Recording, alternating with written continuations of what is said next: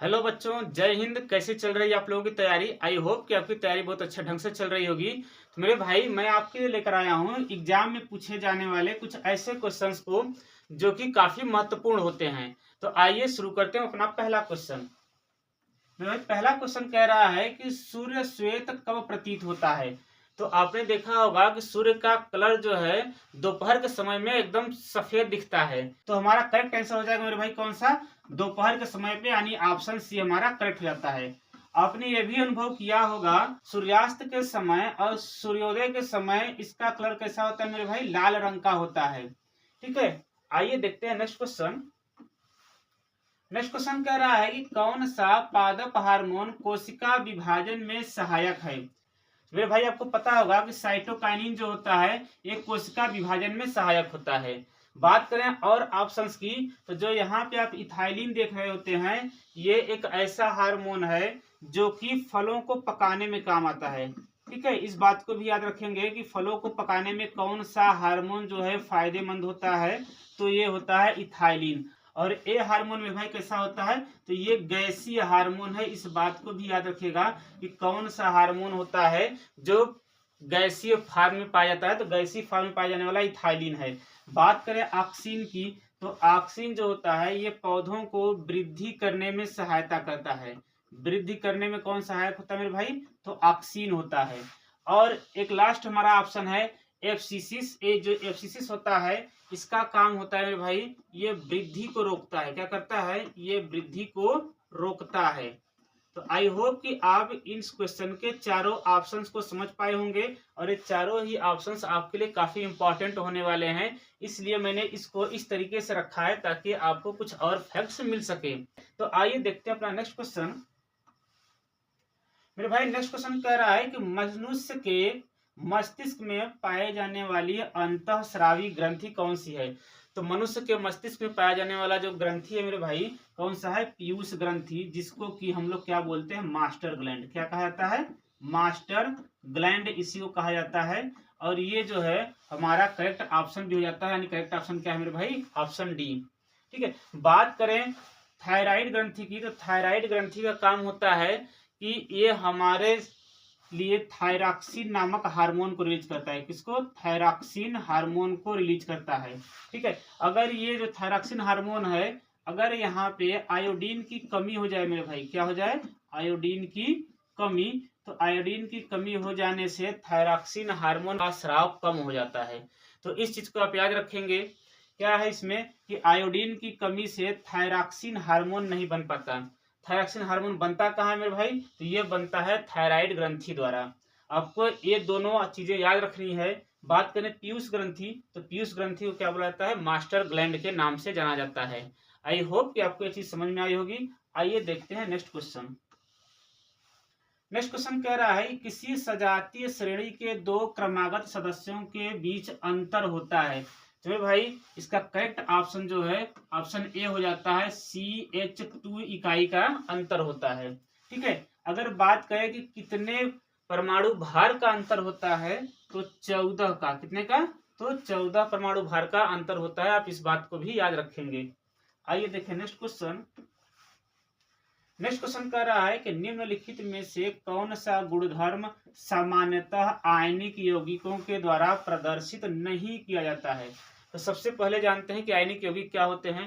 तो मेरे भाई, ऐसे यौगिक जो कि आयनों के आदान प्रदान से बने होते हैं, उनको क्या कहते हैं? आयनिक यौगिक कहते हैं। जैसे कि NaCl, जो कि हमारा क्या है? सोडियम क्लोराइड, यानी साधारण नमक। ठीक है, अब हम इनके ऑप्शन पे जाते हैं। तो आपको पता होगा कि सोडियम क्लोराइड यानी नमक को हम जल में अच्छे से घोल सकते हैं, यानी कि यह जल में विलेय है। ये भी हमारा ऑप्शन क्या होता है? करेक्ट हो जाता है। देखा जाए तो जो भी आयनिक यौगिक होते हैं, चूंकि ये किसके बने होते हैं? आयंस के बने होते हैं, इसलिए आयन के बीच में जो अंतरा आणविक स्थान होता है, यानी कि दो अणुओं के बीच जो स्थान होता है वो बहुत कम होता है। और उनके बीच आकर्षण बल भी मेरे भाई क्या होता है? बहुत ज्यादा होता है। तो अगर आकर्षण बल ज्यादा है, जिस वजह से इनका मेल्टिंग पॉइंट और बॉइलिंग पॉइंट, यानी गलनांक और क्वथनांक, दोनों ही क्या होंगे? काफी हाई होंगे। तो हमारा ये भी ऑप्शन क्या हो जाता है? सही हो जाता है।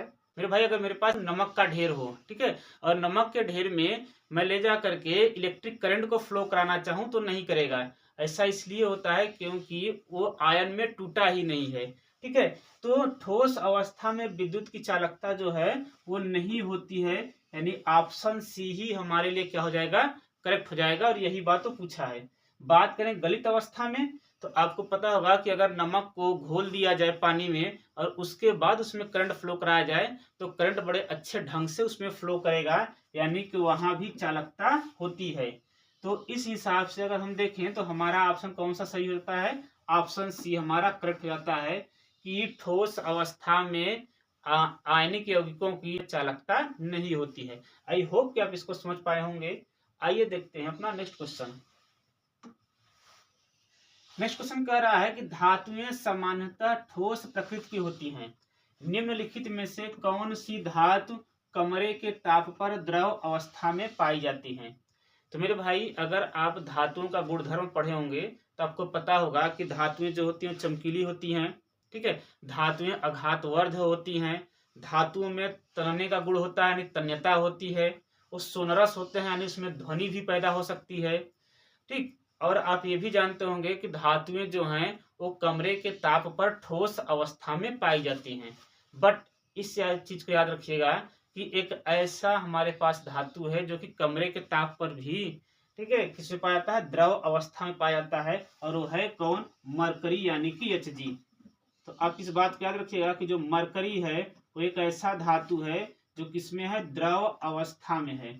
ठीक है, आप इस चीज को याद रखिए कि अगर हमसे धातु की जगह पे अधातु पूछे, क्या है मेरे भाई, अधातु, यानी ऐसा कौन सा अधातु है जो कि किसमें है, द्रव अवस्था में है, इसमें द्रव अवस्था में, तो याद रखिएगा कि इसका करेक्ट आंसर क्या होगा, ब्रोमीन होगा। ठीक है, यानी ब्रोमीन एक ऐसा अधातु है जो कि कमरे के ताप पर द्रव अवस्था में रहता है।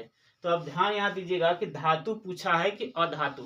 ठीक है, अगर धातु पूछेगा तो मरकरी होगा, और अगर अधातु पूछेगा तो मेरे भाई क्या होगा, ब्रोमीन होगा। आई होप कि आपको ये चीज समझ में आ रही होगी। आइए देखिए नेक्स्ट क्वेश्चन। नेक्स्ट क्वेश्चन कह रहा है कि इंसुलिन के बारे में गलत कथन को चुनिए। ठीक है, तो सबसे पहले देखिए इंसुलिन जो है उसमें क्या क्या कहा गया है। तो कह रहा है कि यह अग्न्याशय से उत्पन्न होता है। बिल्कुल सही बात है कि इंसुलिन जो है कहाँ से होता है, अग्न्याशय से उत्पन्न होता है। ठीक है, और अग्न्याशय में भी किस सेल से, तो मेरे भाई ये बीटा सेल से निकलता है। किससे, बीटा सेल से निकलता है। साथ ही एक बात और याद रखिएगा कि लैंगरहैंस, क्या नाम है, लैंगरहैंस। ठीक है, तो लैंगरहैंस की दीपिका जो कहाँ पाई जाती है, लैंगरहैंस की दीपिका पाई जाती है मेरे भाई कहाँ पर, अग्न्याशय में। तो लैंगरहैंस की दीपिका से इंसुलिन नामक हार्मोन निकलता है। ठीक है, तो ये चीज याद रखिएगा। आपके पास दो फैक्ट आ गए हैं कि इंसुलिन किस सेल से निकलता है, तो बीटा सेल से। ठीक है, और कहाँ से है, अग्न्याशय से। अग्न्याशय में भी कहाँ से, तो लैंगरहैंस की दीपिका से। ठीक है, बात करते हैं कि इंसुलिन का काम क्या है। यह रुधिर के शर्करा के स्तर का नियमन करता है। ये भी बात बिल्कुल सही है कि अगर इंसुलिन जो है, इंसुलिन का स्राव सही ढंग से होता है तो हमारे ब्लड में शुगर को कंट्रोल करता है ये। ठीक है, तो शुगर को कंट्रोल करने का काम किसका होता है मेरे भाई, इंसुलिन का।